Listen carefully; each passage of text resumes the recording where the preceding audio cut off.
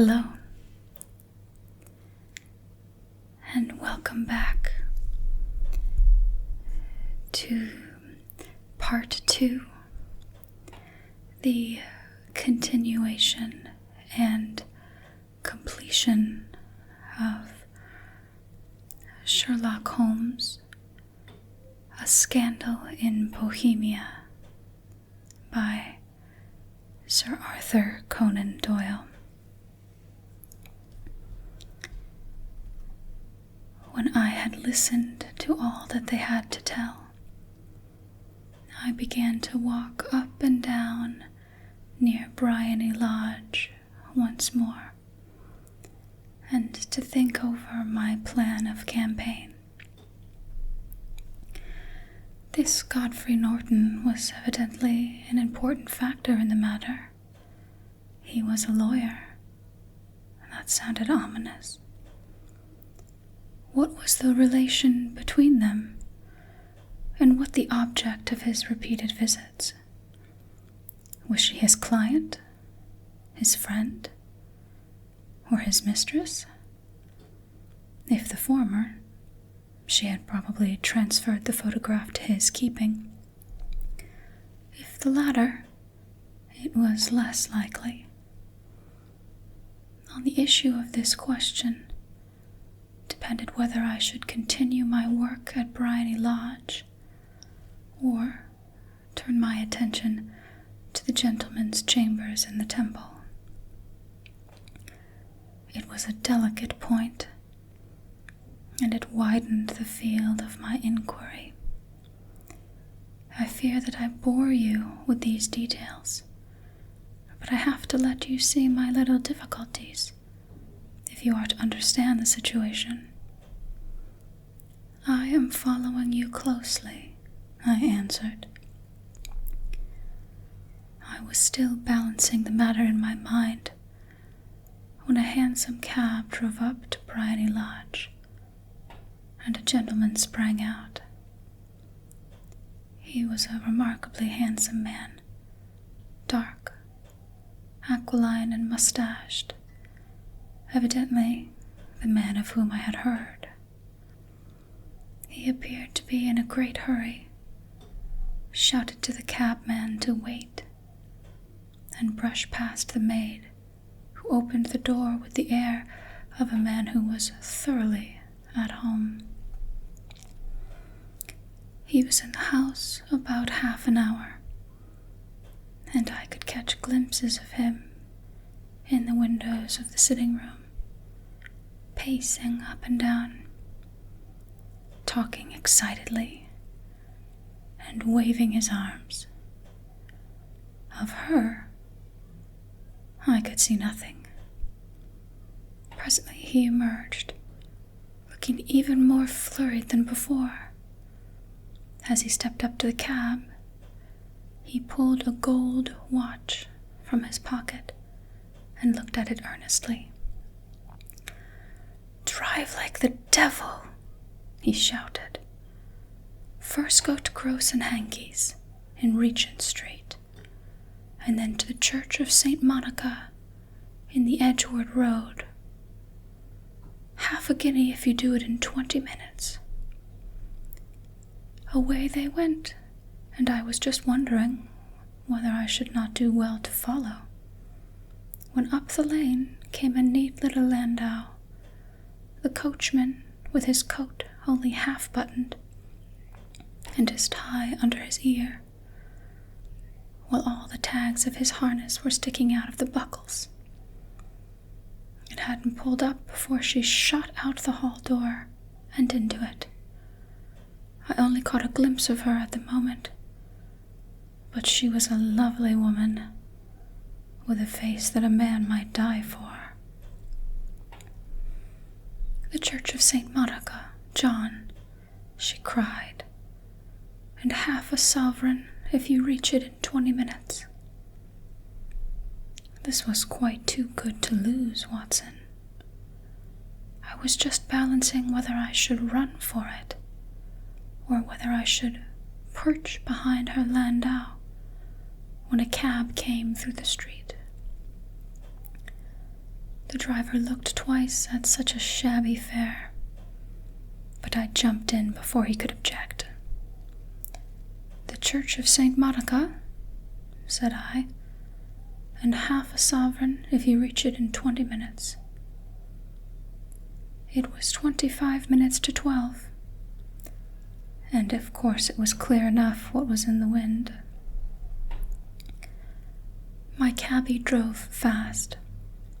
I don't think I ever drove faster, but the others were there before us. The cab and the landau, with their steaming horses, were in front of the door when I arrived. I paid the man and hurried into the church. There was not a soul there, save the two whom I had followed, and a surpliced clergyman, who seemed to be expostulating with them. They were all three standing in a knot in front of the altar. I lounged up the side aisle like any other idler who had dropped into a church. Suddenly, to my surprise, the three at the altar faced round to me, and Godfrey Norton came running as hard as he could towards me. "Thank God," he cried. "You'll do. Come, come." "What then?" I asked. "Come, man, come. Only 3 minutes or it won't be legal." I was half dragged up to the altar, and before I knew where I was, I found myself mumbling responses which were whispered in my ear, and vouching for things of which I knew nothing, and generally assisting in the secure tying up of Irene Adler, spinster, to Godfrey Norton, bachelor. It was all done in an instant, and there was the gentleman thanking me on one side and the lady on the other, while the clergyman beamed on me in front. It was the most preposterous position in which I ever found myself in my life, and it was the thought of it that started me laughing just now. It seems that there had been some informality about their license, that the clergyman absolutely refused to marry them without a witness of some sort, and that my lucky appearance saved the bridegroom from having us to sally out into the streets in search of a best man. The bride gave me a sovereign, and I mean to wear it on my watch chain in memory of the occasion. "This is a very unexpected turn of affairs," said I. "And then what?" "Well, I found my plans very seriously menaced. It looked as if the pair might take an immediate departure, and so necessitate very prompt and energetic measures on my part. At the church door, however, they separated, he driving back to the temple, and she to her own house. I shall drive out in the park at 5 as usual," she said as she left him. I heard no more. They drove away in different directions, and I went off to make my own arrangements. "Which are?" "Some cold beef and a glass of beer," he answered, ringing the bell. "I have been too busy to think of food, and I am likely to be busier still this evening. By the way, Doctor, I shall want your cooperation." "I shall be delighted. You don't mind breaking the law?" "Not in the least." "Nor running a chance of arrest?" "Not in a good cause." "Oh, a cause is excellent. Then I am your man. I was sure that I might rely on you.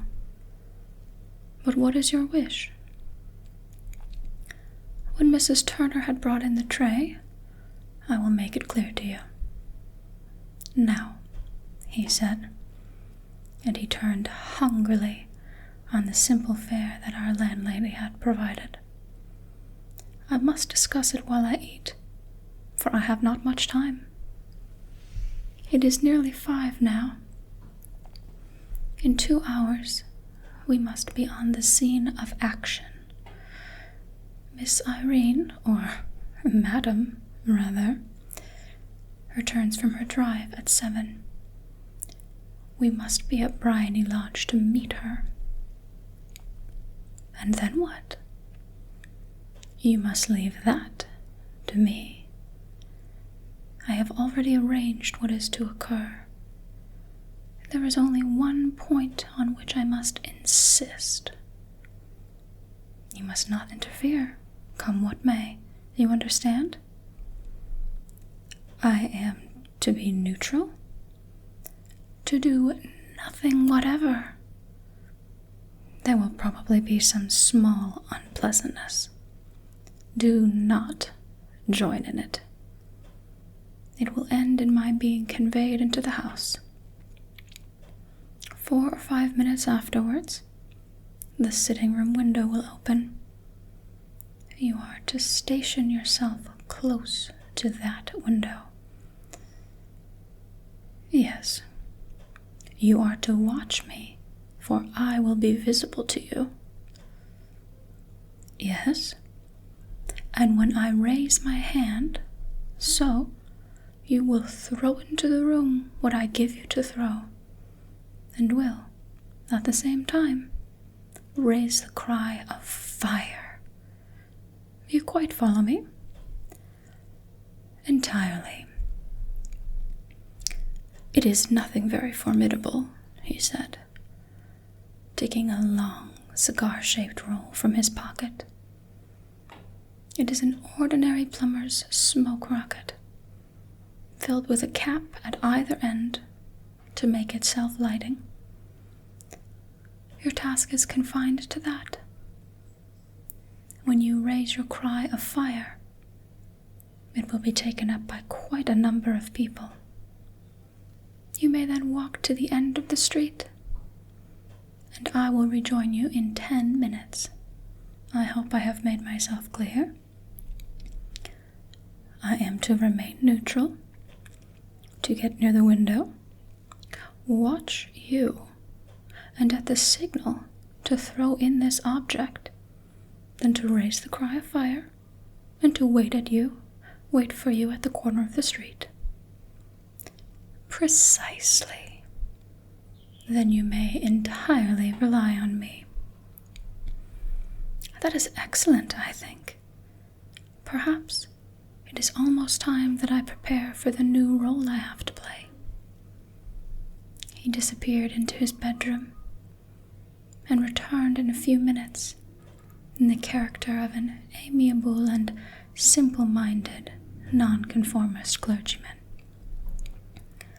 His broad black hat, his baggy trousers, his white tie, his sympathetic smile, and general look of peering and benevolent curiosity were such as Mr. John Hare alone could have equaled.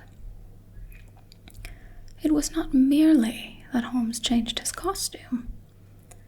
His expression, his manner, his very soul seemed to vary with every fresh part that he assumed.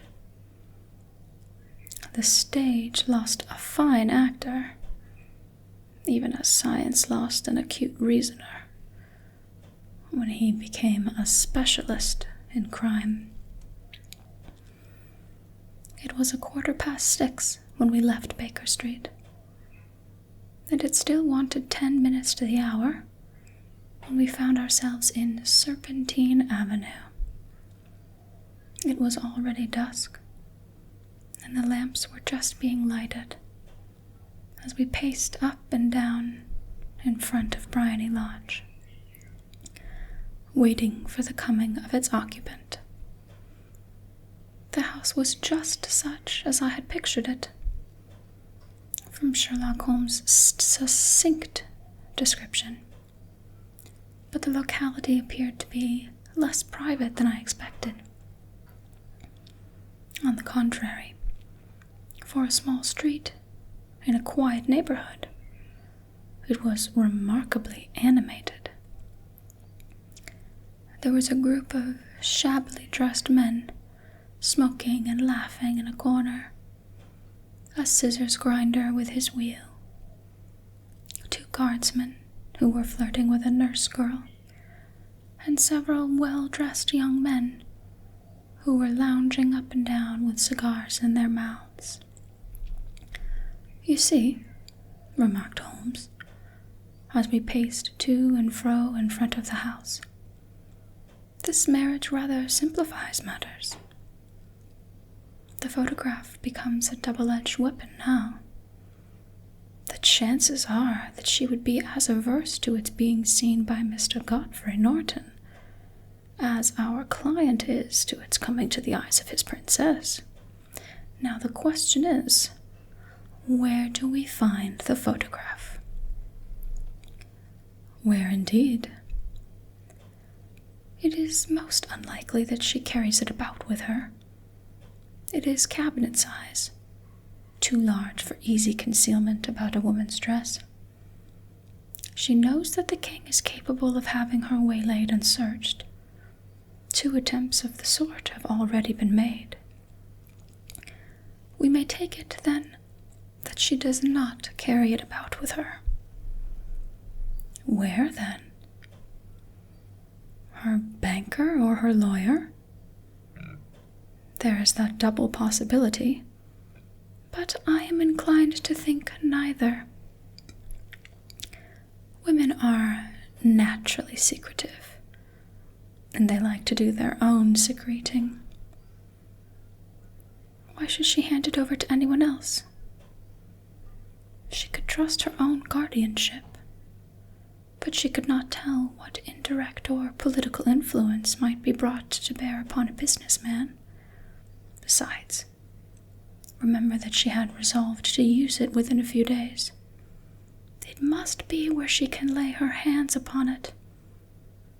It must be in her own house.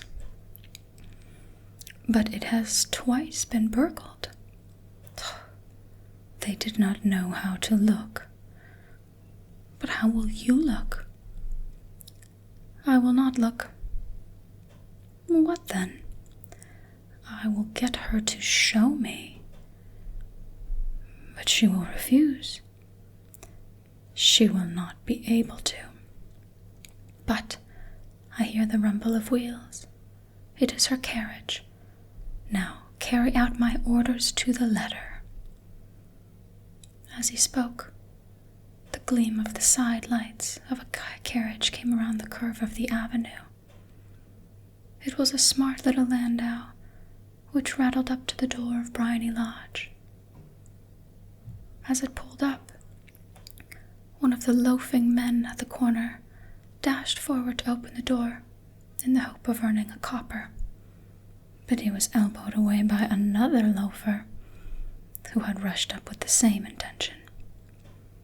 A fierce quarrel broke out, which was increased by the 2 guardsmen, who took sides with one of the loungers, and by the scissors grinder, who was equally hot upon the other side. A blow was struck, and in an instant the lady, who had stepped from her carriage, was the center of a little knot of flushed and struggling men, who struck savagely at each other with their fists and sticks. Holmes dashed into the crowd to protect the lady, but just as he reached her, he gave a cry and dropped to the ground, with the blood running freely down his face. At his fall, the guardsmen took to their heels in one direction and the loungers to the other, while a number of better-dressed people, who had watched the scuffle without taking part in it, crowded in to help the lady and to attend to the injured man. Irene Adler, as I will still call her, had hurried up the steps, but she stood at the top with her superb figure outlined against the lights of the hall, looking back into the street. "Is the poor gentleman much hurt?" she asked. "He is dead," cried several voices. "No, no, there's life in him," shouted another. "But he'll be gone before you can get him to the hospital." "He's a brave fellow," said the woman. "They would have had the lady's purse and watch if it hadn't been for him. They were a gang and a rough one, too. Ah, he's breathing now." "He can't lie in the street. May we bring him in, ma'am?" "Surely. Bring him into the sitting room. There is a comfortable sofa. This way, please." Slowly and solemnly he was borne into Briony Lodge and laid out in the principal room, while I observed the proceedings from my post by the window. The lamps had been lit, but the blinds had not been drawn, so that I could see Holmes as he lay upon the couch.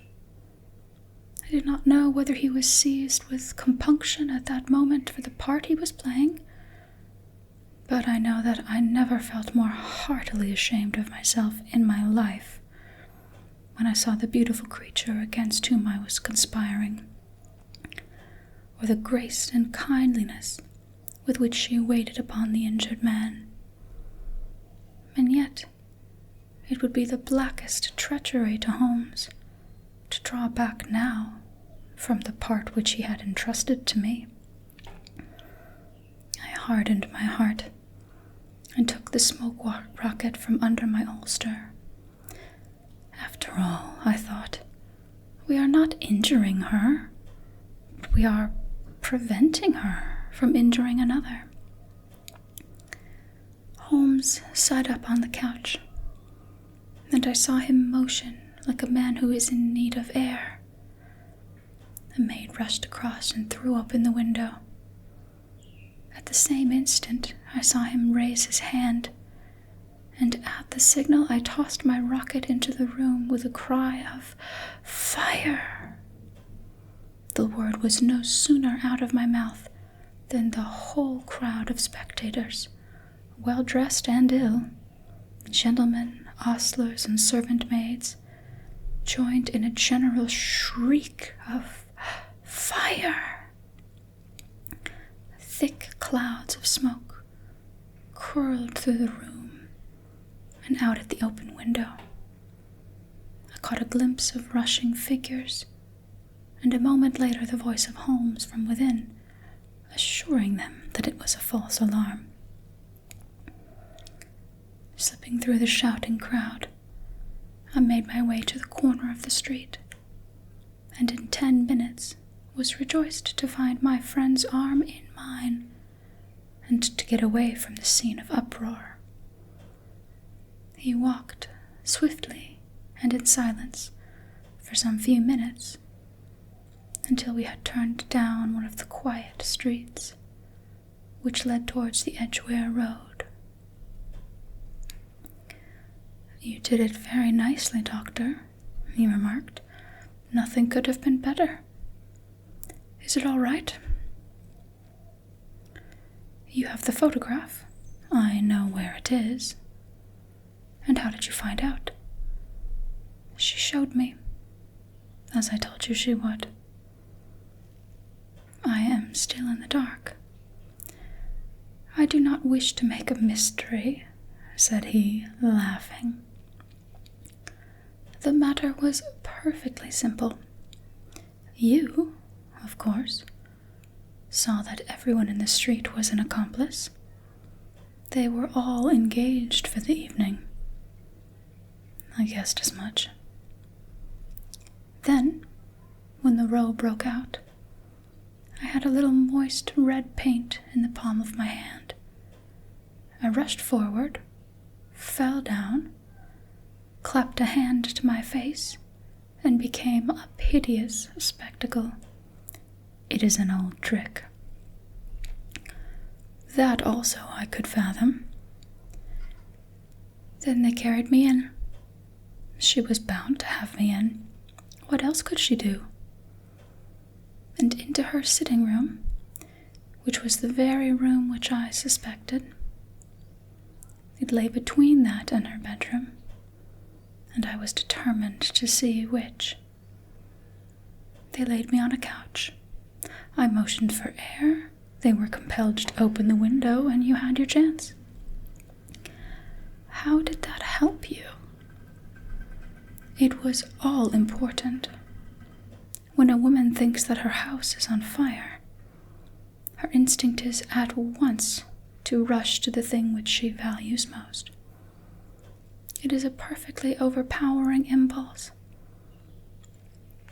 and I have more than once taken advantage of it. In the case of the Darlington substitution scandal, it was of use to me, and also in the Arnsworth Castle business. A married woman grabs at her baby, an unmarried one reaches for her jewel box. Now it was clear to me that Our Lady of today had nothing in the house more precious to her than what we are in quest of. She would rush to secure it. The alarm of fire was admirably done. The smoke and shouting were enough to shake nerves of steel. She responded beautifully. The photograph is in a recess, hiding behind a sliding panel, just above the right bell pull. She was there in an instant, and I caught a glimpse of it as she half drew it out. When I cried out that it was a false alarm, she replaced it, glanced at the rocket, rushed from the room, and I have not seen her since. I rose and, making my excuses, escaped from the house. I hesitated whether to attempt to secure the photograph at once, but the coachman had come in, and as he was watching me narrowly, it seemed safer to wait. A little over-precipitance may ruin all. And now, I asked, our quest is practically finished. I shall call with the king tomorrow, and with you, if you care to come with us. We will be shown into the sitting room to wait for the lady, but it is probable that when she comes she may find neither us nor the photograph. It might be a satisfaction to His Majesty to regain it with his own hands. And when will you call? At 8 in the morning. She will not be up, so that we shall have a clear field. Besides, we must be prompt, for this marriage may mean a complete change in her life and habits. I must wire to the king without delay. We had reached Baker Street and had stopped at the door. He was searching his pockets for the key when someone passing said, "Good night, Mr. Sherlock Holmes." There were several people on the pavement at the time, but the greeting appeared to come from a slim youth in an ostler who had hurried by. "I've heard that voice before," said Holmes, staring down the dimly lit street. "Now, I wonder who the deuce that could have been."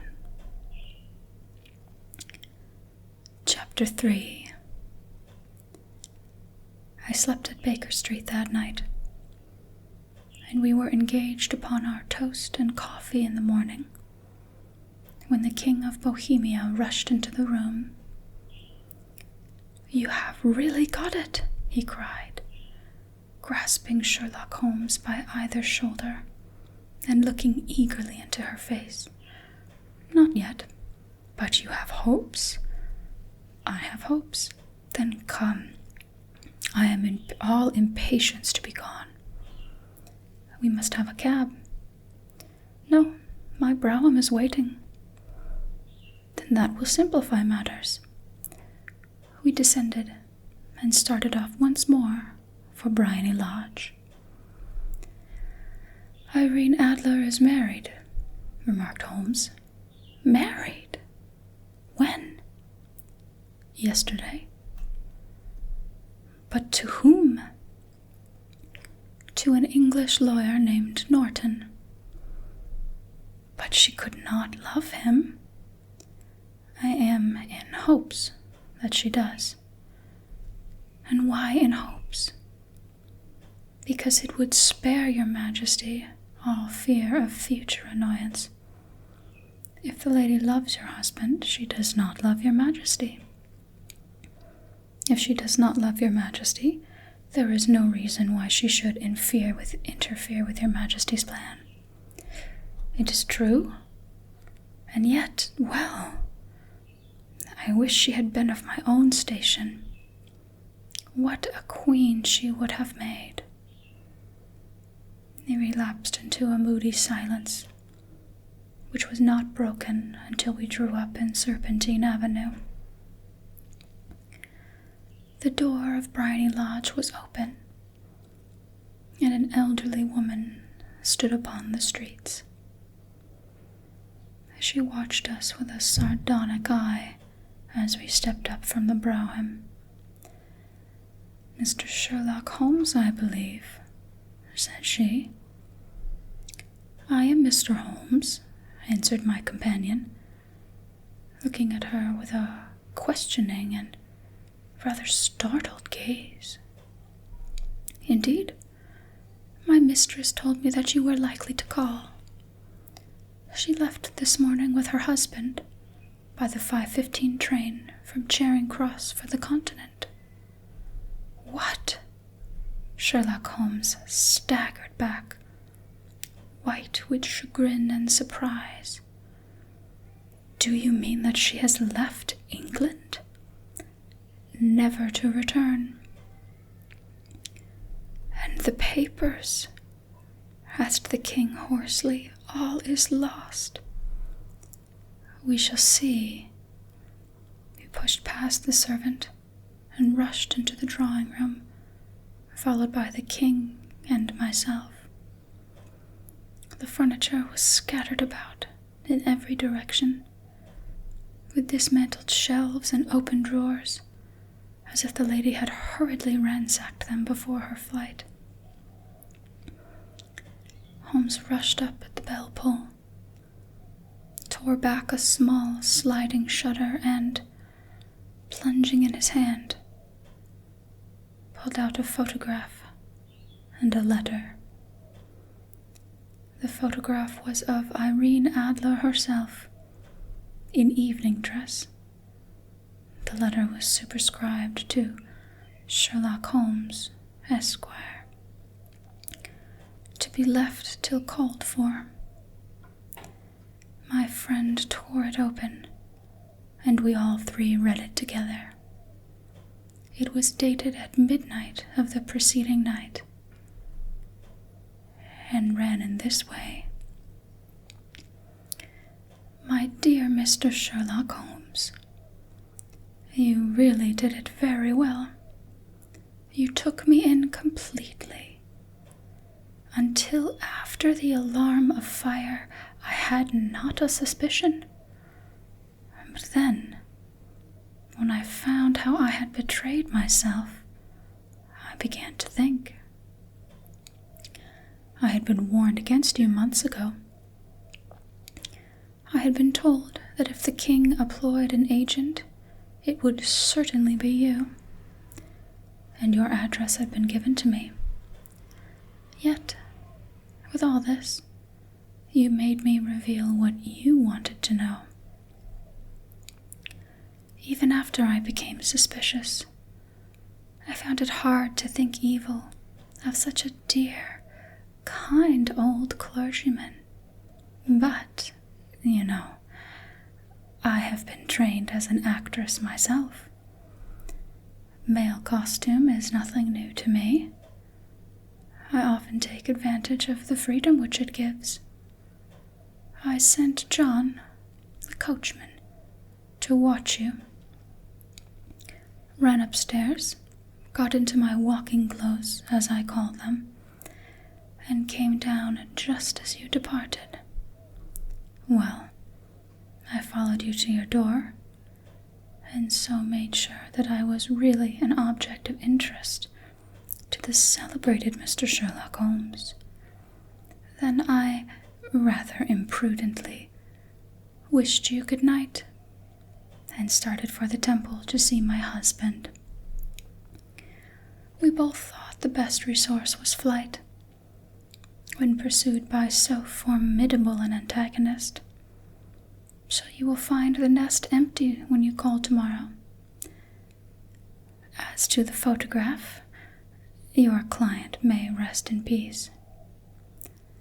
I love and am loved by a better man than he. The king may do what he will without hindrance from one whom he has cruelly wronged. I keep it only to safeguard myself, and to preserve a weapon which will always secure me from any steps which he might take in the future. I leave a photograph which he might care to possess, and I remain, dear Mr. Sherlock Holmes, very truly yours, Irene Norton, née Adler. What a woman! Oh, what a woman! Cried the King of Bohemia, when we had all three read this epistle. Did I not tell you how quick and resolute she was? Would she not have made an admirable queen? Is it not a pity that she was not on my level? From what I have seen of the lady, she seems indeed to be on a very different level to your Majesty, said Holmes coldly. I am sorry that I have not been able to bring your Majesty's business to a more successful conclusion. On the contrary, my dear sir, cried the king, nothing could be more successful. I know that her word is inviolate. The photograph is now as safe as it were in the fire. I am glad to hear your Majesty say so. I am immensely indebted to you. Pray tell me in what way I can reward you. This ring, he slipped an emerald snake ring from his finger and held it out upon the palm of his hand. Your Majesty has something which I should value even more highly, said Holmes. You have but to name it. This photograph. The king stared at him in amazement. Irene's photograph, he cried. Certainly, if you wish it. I thank your Majesty. There is no more to be done in the matter. I have the honor to wish you a very good morning. He bowed, and, turning away, without observing the hand which the king had stretched out to him, he set off in my company for his chambers. And that was how a great scandal threatened to affect the kingdom of Bohemia, and how the best plans of Mr. Sherlock Holmes were beaten by a woman's wit. He used to make merry over the cleverness of women, but I have not heard him do it of late. And when he speaks of Irene Adler, or when he refers to her photograph, it is always under the honorable title of the woman.